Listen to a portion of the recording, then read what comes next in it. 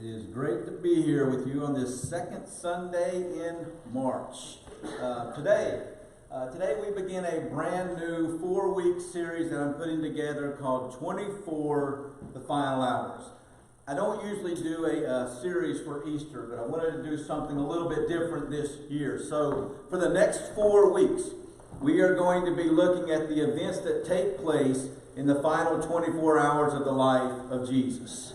And we're going to be focusing mainly in the Gospel of John. In John chapters 13 through 20, we get a very detailed story of what took place in the last 24 hours, in the final day of the life of Jesus, leading up all the way to his crucifixion, his burial, and then his resurrection. And so let me go ahead and say there are a lot of things that take place in John 13 through 20 in those final 24 hours of the life of Jesus. So there's no way we can dig in deep to all of these stories in a 4-week series. So I've picked out a few things that we're going to look at and dig deeper into.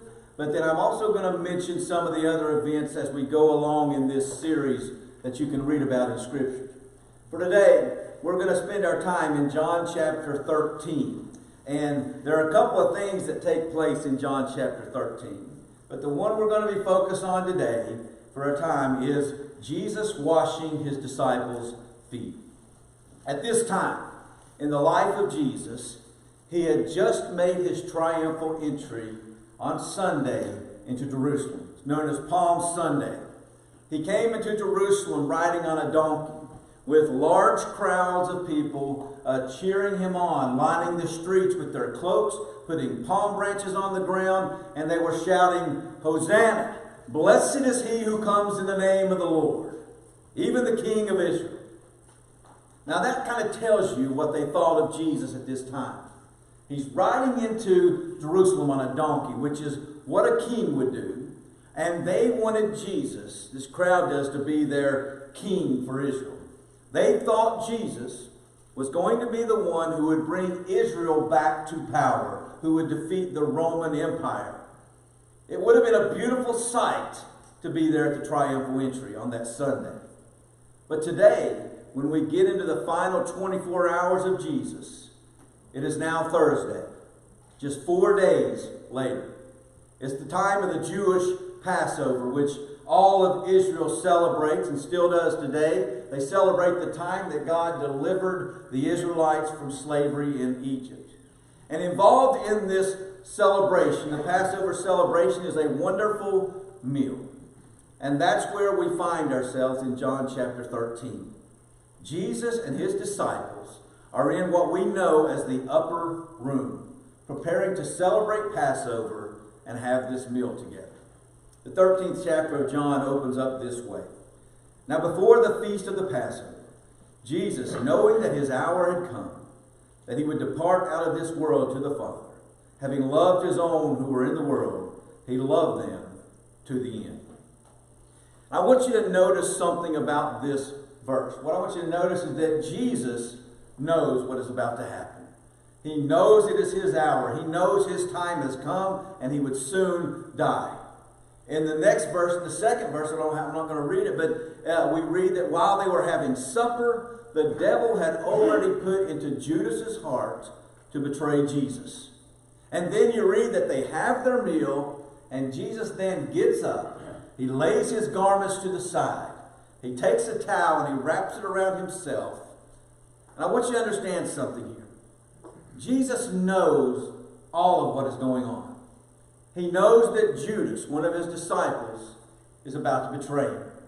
He knows that Peter, another of his disciples, is about to deny 3 times the fact that he even knows who Jesus is. He knows that all of his disciples are going to run in fear and abandon him. But then it happens. Now, you don't need to raise your hand, but how many of you have ever walked or do walk for exercise? Well, when we walk for exercise here in our day and time, we do it on some nice paved road or a nice track of some sort, or on a treadmill. Now, our feet may get sweaty, but for the most part, they're clean. You know, even a farmer in today's world, they may work in mud at times, walking around. but they have some type of shoes or boots on, so for the most part, their feet are clean. But in Jesus' day, when people were walking around, they would be walking around on dirt or mud if it had rained. And if it was hot, and if you're walking a long distance, you're going to sweat. Now, they would have sandals on at the most. And so what happens when dirt is being kicked up and you are sweating? That dirt will stick to your skin. You become dirty. You become filthy. So imagine what the feet of these disciples must have looked like in this upper room. And then notice what Jesus does in the 5th verse. Then he poured water into a basin and began to wash the disciples' feet and to wipe them with the towel which he was girded. There are a couple things I want us to notice here. First, this is the account of the Apostle John. One of the disciples who was right there in this room watching all of this take place. Now, John wrote his gospel, the Gospel of John, between 90 and 100 AD. So this was at least 60 years that he wrote this after the event that he wrote about. And with short, vivid statements here, John describes this remarkable thing that Jesus does on an unforgettable night. See, this was a night that the disciples would never forget. We have the sense that when John wrote wrote about this story many years later, after the fact, that he could still remember every detail. This was not something that you would forget. I imagine John told this story many times over the course of his life, because in this event, they got, and we get, a great lesson about being a servant. John's account, it reads like someone who was an eyewitness, which he was, who had watched with wonder and suspense.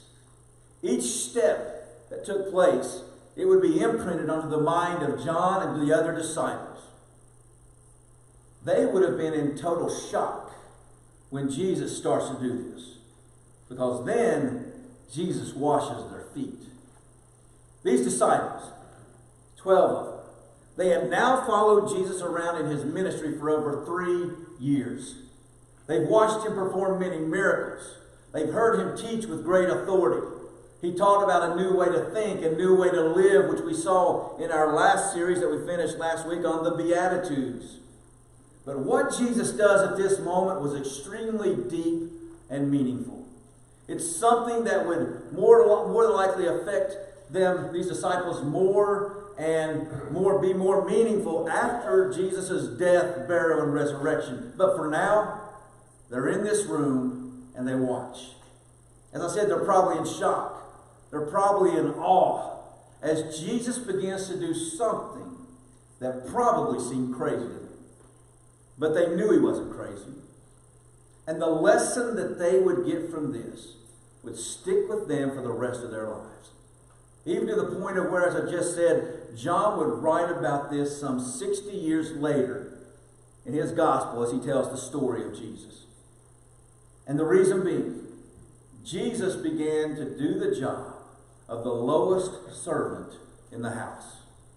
He began to wash the disciples' feet.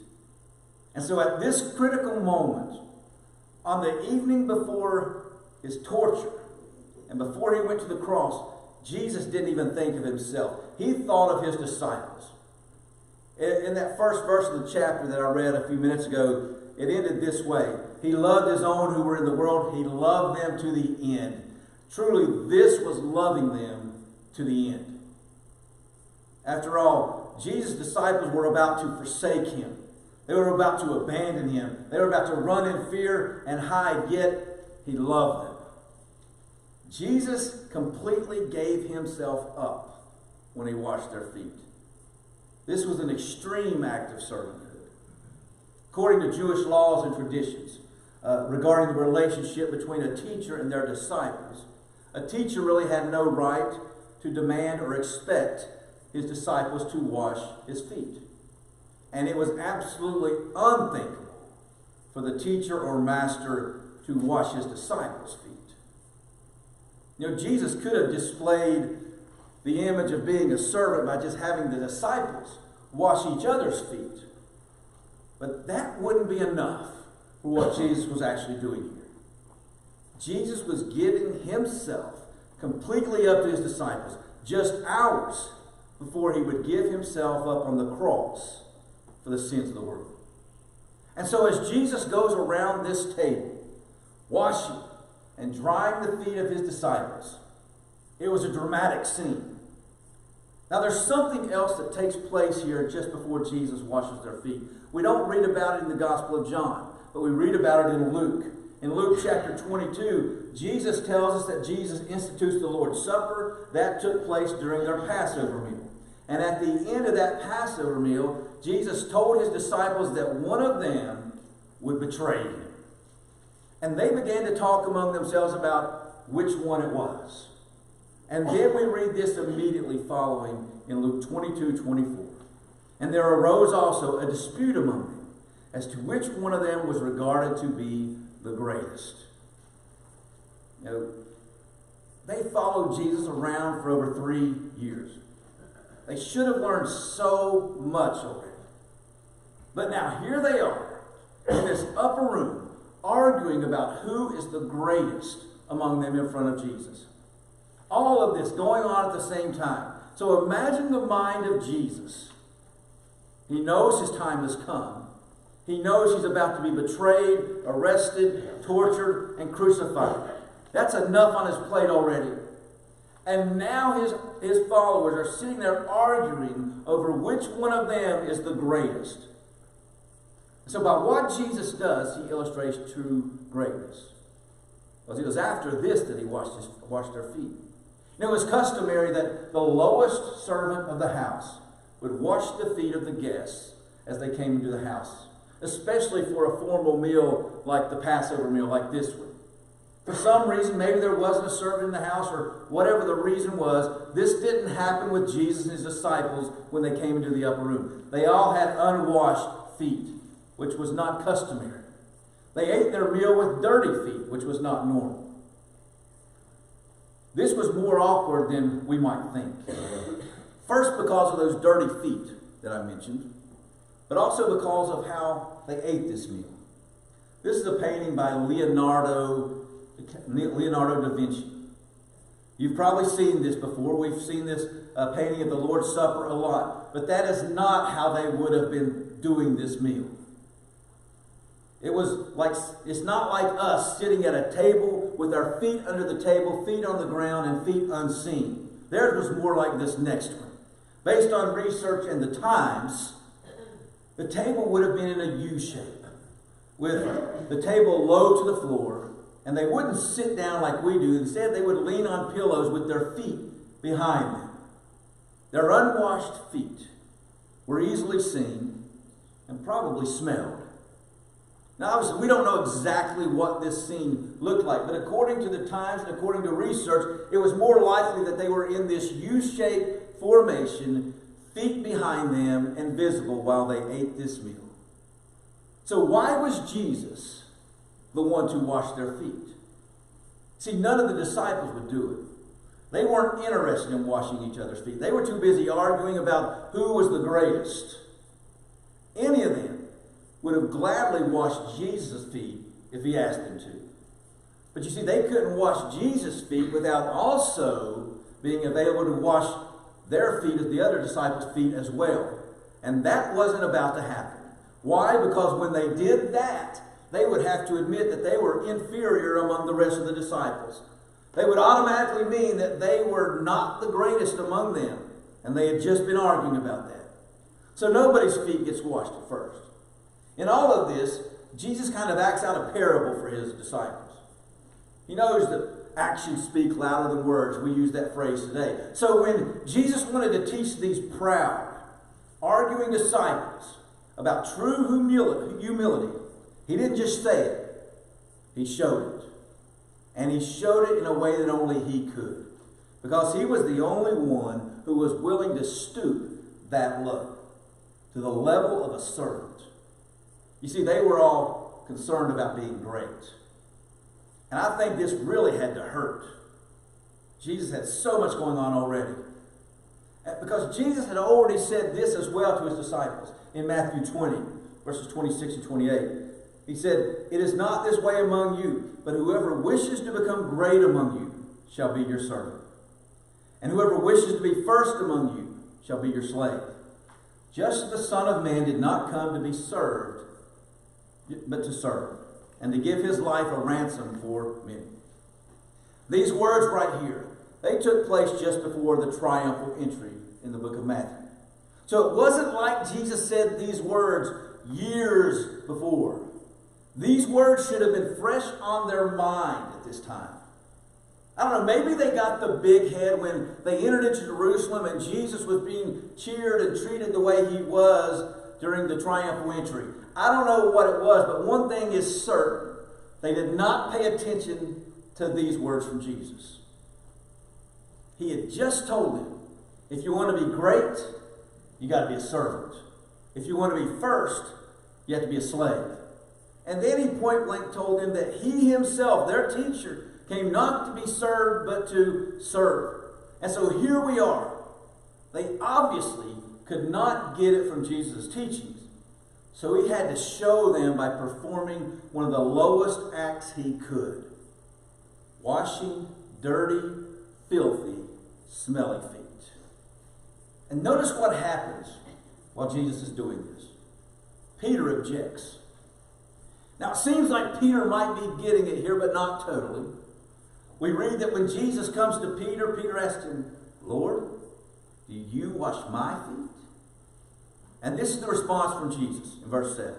Jesus answered and said to him, "What I do, you do not realize now, but you will understand hereafter." What a true statement that was. They understood very well that it was a servant's role to wash someone's feet when they came into the house. But they could not understand why Jesus was washing all of their feet at this time. For the moment, they were missing the big picture. They were missing the lesson that Jesus was teaching them. Now, Peter here, when he asked him, "Do you wash my feet?" he's clearly uncomfortable with Jesus, their master, washing his feet. You can even sense the sincerity of Peter's voice when he basically asked Jesus why he would wash his feet. See, this example of being a servant by Jesus, I think in a way probably made some of them even feel proud at the moment. I mean, you think about it. Here they are. Their teacher, their master, Jesus, washing their feet. But Jesus gives Peter a brief explanation and just basically tells him, what I'm doing for you right now, you're not going to understand it right now. But in time, you will. And you can see throughout the life of Peter, from Acts chapter 2, on the day the church began, for the day of Pentecost, when he preached that first gospel sermon, that he got it. Peter even went on to tell Jesus in this scene that he shall never wash his feet. He was really uncomfortable with Jesus going this low. And when Peter tells Jesus that he shall never wash his feet, Jesus answered him and said, "If I do not wash you, you have no part with me." No, Peter had to accept this from Jesus. If we do not accept the humble service of Jesus to cleanse us, we have no part with you. And you know what Peter does next? He looks at Jesus and he says, "Lord, then wash not only my feet, but my hands and my head." Now, if you didn't know the story, you probably didn't see that one coming from Peter. He goes from, "You'll never wash my feet," to, "Hey, if you're going to do it, go ahead and get my head and my hands as well. Just give me a bath." A moment ago, he was just telling Jesus, "You're doing too much." Now he's telling him, "You're doing too little." However, Jesus continues on and washes the feet of all the disciples. And after he finishes, he begins to give an explanation for what he had just done. And during this explanation, Jesus said these words in verses 12 through 14. He said, "Do you know what I have done to you? You call me teacher and Lord, and you are right, for so I am. If I then, the Lord and the teacher, washed your feet, you also ought to wash one another's feet." You know, Jesus' entire life, especially with his ministry, was an example to his disciples. Here he felt it was important to really specifically draw attention to the lesson of what he had just done. The washing of their feet meant something. And Jesus would not leave this understanding for them up to chance. And so as he points out, he says, I, your Lord, your teacher and Lord. And he tells them that if he, their teacher and Lord, washes their feet, then they should wash one another's feet. Now, this does not mean that we have to go around having foot washing ceremonies all over the place all the time. That can be done. There's certainly nothing wrong with it, but we live in a different culture now. But Jesus' point here is deeper than that. The example of Jesus should mark their attitude and their actions. This was and is true for every follower of Jesus Christ. But I think it should be even more true for those who have a desire to be leaders among God's people. He points out here, his point here is that he's calling us to serve. And so as we get ready to finish this here in just a bit today, here's something to think about. I think this event goes a little deeper than just washing feet. I think you can look at this a little bit even deeper than just serving. Being a servant is the main point of this. No doubt about that. But think about this quickly. Jesus, the Son of God, the leader of these disciples, drops down to the lowest form of a servant by washing their feet. He takes all of that filth that was on their feet and he wipes it away. This was on Thursday night. In less than 24 hours, Jesus will go to the cross. He will die the most embarrassing death you can. A death for criminals. A death where you hung there in pain until you basically just suffocated to death and couldn't breathe anymore. But in this one act on the cross, Jesus took the sins of the world upon himself so that our sins could be wiped away.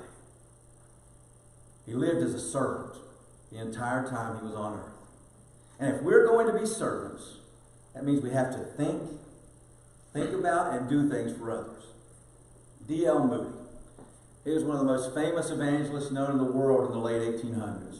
People would come from all around the world to come to his conferences in Massachusetts. One year there were a group of pastors that came from Europe to his conference. They were given rooms in the dormitory there of the Bible school. And as was custom in Europe, at nighttime they would put their shoes outside the door of their room, expecting a servant to come and clean and polish the shoes during the night. But there were no servants in the American dorm. So as Moody was walking around through the halls, praying for his guests, he saw the shoes and he realized what was going on. He mentioned this problem to a few of his students, but none of them offered to help. And so without any saying another word, this great evangelist, one of the most famous in the world, gathered up the shoes at nighttime when they would go to bed. And he would take them back to his own room, and he would clean and polish those shoes. Moody never told anyone what he had done. But one of his friends one time interrupted him in the middle of shining the shoes and sat down and helped him finish the task. And later, his friend told the story of what had happened. See, despite all of his praise and all of the fame that he had all over the world, Moody remained a humble man and served. Jesus Christ, in the last 24 hours of his life, took the role of a servant to wash the feet of his disciples. He washed the feet of Judas, who would betray him just after. He washed the feet of Peter, who would deny him 3 times. That night, he would deny 3 times that he even knew who Jesus was. He washed the feet of all those disciples who would run and hide in fear after Jesus was arrested, leaving Jesus all alone to do the hardest thing imaginable. Jesus washed their feet, being a servant. Think about that when you have disagreements with someone. Think about that when there was someone you don't like to be around or work with. Think about that if someone does you wrong, because Jesus knew all that was about to happen, and yet still took the role of a servant and washed their feet. The lesson Jesus teaches us is that we are to be servants, no matter the circumstances. We're going to sing a hymn of invitation here this morning. You know, you've probably heard me say quite often here over the years that we are a church. I want us to always be a church that loves God, loves people, and serves both. You know, love God and love people, they come from when Jesus was asked what the two greatest commandments in the law are. He said the first is to love the Lord your God with all your heart, soul, mind, and strength. The second is like it, he said, to love your neighbor as yourself. So love God and love people. But we serve both.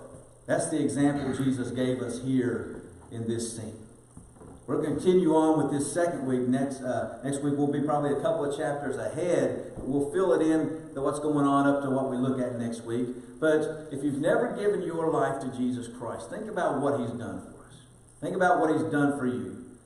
The fact that He would be willing to wipe their feet clean. But He's also willing to wipe our sins away and make us clean. Make us new. If you've never given your life to Jesus Christ by putting your faith in Him, if you've never given your life to Jesus by confessing and repenting and being immersed in the waters of baptism, you always have that opportunity to do so. Let's make it happen. And so today we are going to sing our hymn of invitation. We're going to sing the first and the last verses of Softly and Tenderly, song number 213, Standing As You Are Able.